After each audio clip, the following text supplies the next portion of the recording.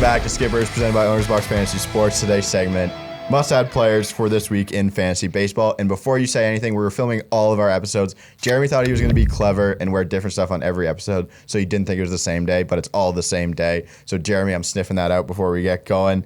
Also, before we get going, shout out to Ace Hill, our sponsors. If you're in Ontario and you're drinking this weekend, you got to make it Ace Hill products. What do they have, Jer? Everything. Everything. You know, they got beers, vodka sodas, ciders. I know when Jer and I are playing Beer Diet this weekend, our cups are going to be filled with Ace Hill products. So shout out to Ace Hill. Jeremy, your opening notes. Opening notes. Make sure you subscribe. Join the Discord. Obviously, Mustad will have Discord pick of the day. Do we have that? Always. Yeah.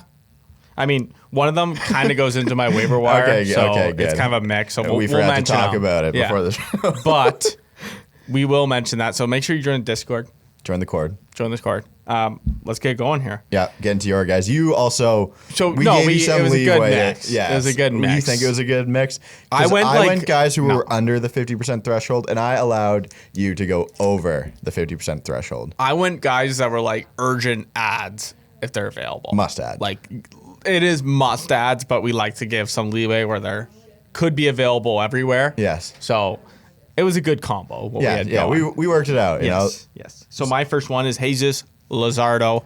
I usually pronounce that name wrong, but I didn't today. 59% rostered on the A's. Obviously, he had that weird injury where he broke his pinky playing video games, which is pretty wild. Actually, might have been good for him because he was pitching terrible before that. Yeah. Gets the injury. They're like, okay, just get on the IL for a bit. Yeah, get off the Xbox. Figure out your shit. Like, obviously, it's not a huge injury where it affects anything throwing wise, right?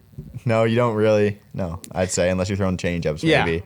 So I think this is good for him, and I think that the upside of Luzardo is so big. We saw what he can do. We saw his playoff, his wild card game.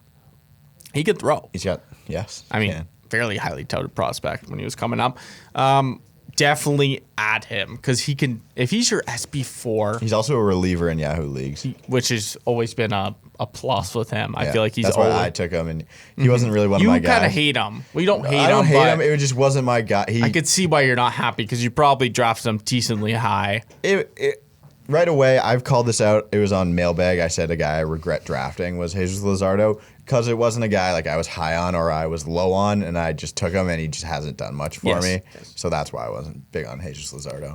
Makes sense. But, yeah, I definitely do think that he is – if I see him anywhere in any league, I will pick him up. Not bad at all. Mm-hmm. Anything more on Jesus, or you want me to get in my guy? Get into your guy. All right. This is a guy I absolutely love. People know it from the underperforming – or under – what was the segment called that we did? I think it was undervalued players. Yes, that's what it is. And that's Ty France of the Seattle Mariners, 30% rostered, second base eligibility, hitting .261 with 3 homers, 21 RBIs. He hit .289 in April, but got hit in the forearm with a pitch. And then instead of going on the IL, he spent 11 games just struggling at the plate before he ended up going on the IL for 10 days. But since he's been back, 10 hits in 7 games, he has a little bit of pop for home run potential, but he's going to have a decent average with that second base eligibility. I love Ty France as a hitter. I like Ty France's opportunity. I like the situation that Ty France is in. And if I see him on my waiver wire, I'm picking him up no matter what. Yeah, the greatest thing for him was getting out of the Padres lineup there.